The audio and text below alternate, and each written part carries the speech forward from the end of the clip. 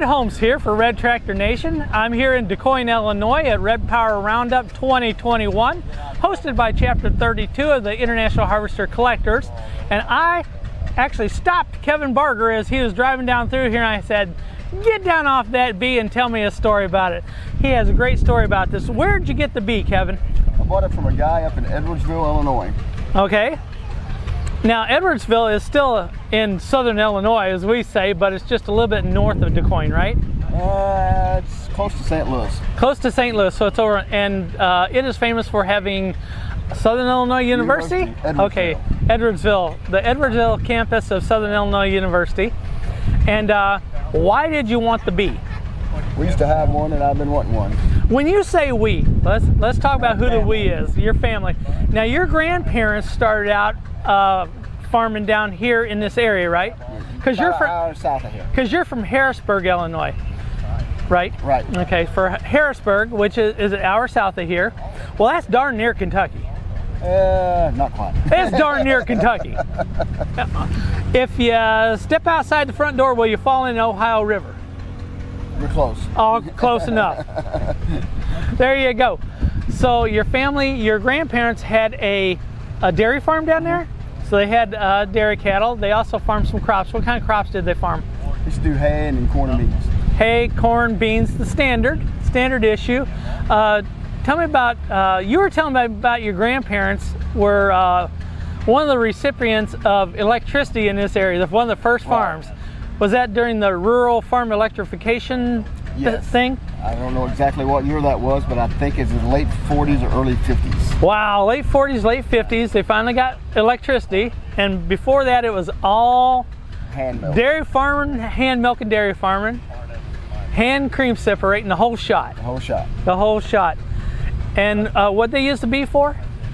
Cultivating. Cultivating, just cultivating row crops.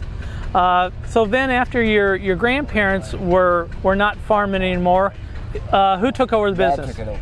Your dad took over the business, so you were a poor young feller growing up on the farm, on the dairy farm, milking cows with electricity at least now. Right. And so how long did you stick with that? I was... Not that you had to stick with it because you couldn't do nothing else, but... Probably 4 or 5 years. About 4 or 5 years. So what did you move into after that? I went to school. I wanted to do painting and stuff, so I went into auto body repair. Okay, auto body repair. And then I done that for a while. Then I painted locomotives down in Paducah for the old Illinois B&B Enterprises, the railroad shops. You painted locomotives. I've never met a guy who painted locomotives before. Done that for about 12 years, I think it was. Wow. Man, that's one thing about this. You meet people that have done so many different kinds of jobs, and then after you got done with your painting locomotive stint, then I went to work for Toyota Motor Manufacturing, Indiana. Oh, so where? Assembly plant in Princeton, Indiana. In Princeton, Indiana, they have an assembly plant. What did they build there? We build Sequoias, Siennas, and Highlanders. Okay, so you're doing the SUVs over there. SUVs.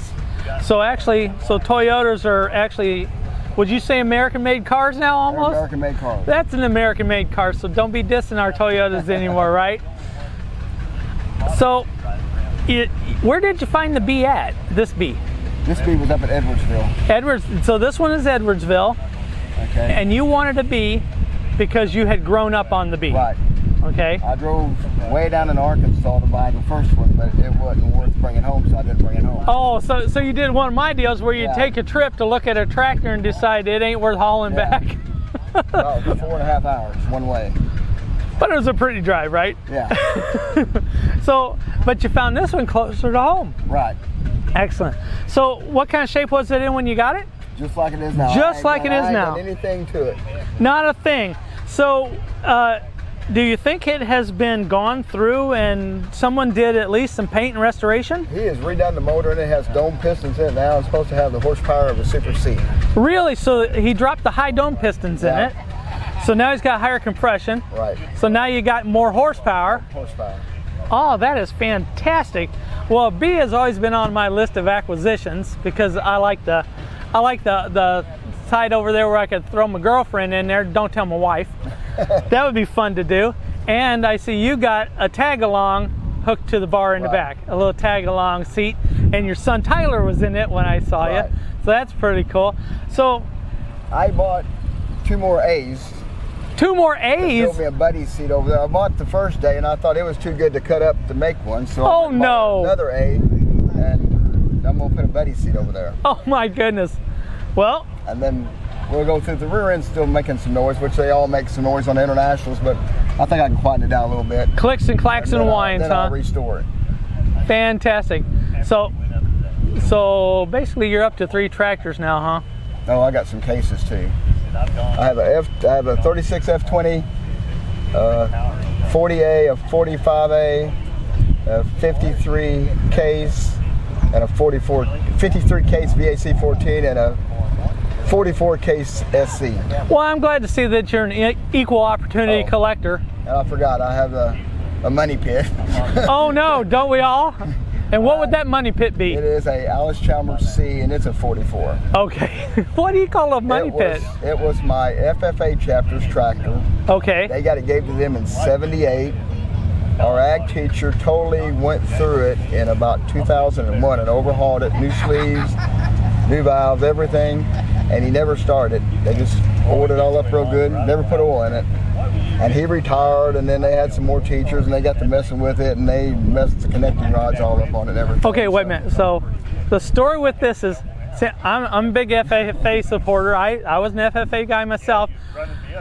So your FFA chapter rebuilt this Alice Chalmers. Our ag teacher did. Your ag teacher rebuilt this. Was it supposed to be like your project? Yeah, he just rebuilt it. We have a tractor show the second weekend in April at Dog Illinois. Okay. And I was down there 2 years ago, 2019, and that's when the ag teacher now said that I asked him about it, and he's asked me if I want to buy it. So I'll go look at it. So I brought it home that day. Oh, you brought it home? And did you say it's never had any oil in it? It's never had oil put in it. Why would you not put oil in it and start it up? It was winter time. They wouldn't put water in it, so they oiled all the sleeves up on everything and put it out in the old bus garage. And that's where I went and got it from. Oh my goodness! So he retired back in probably 2002 or 2003, I think. So it's sat there for how many years? From there, probably 2004 to 2019. Was it locked up?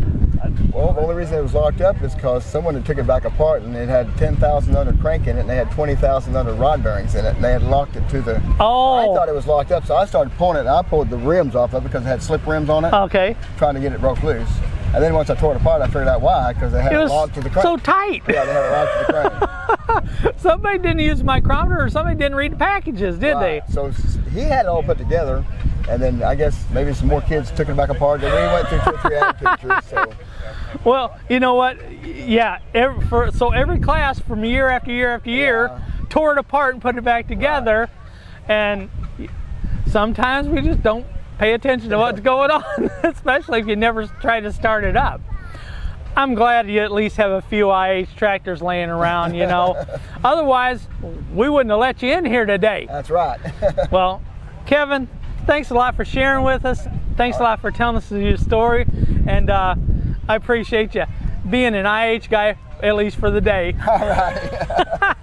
Well, this has been Ed Holmes for Red Tractor Nation. Thanks for watching us. Be sure to like and subscribe. Catch us on Instagram, Facebook, and YouTube. And we'll see you next time on Red Tractor Nation.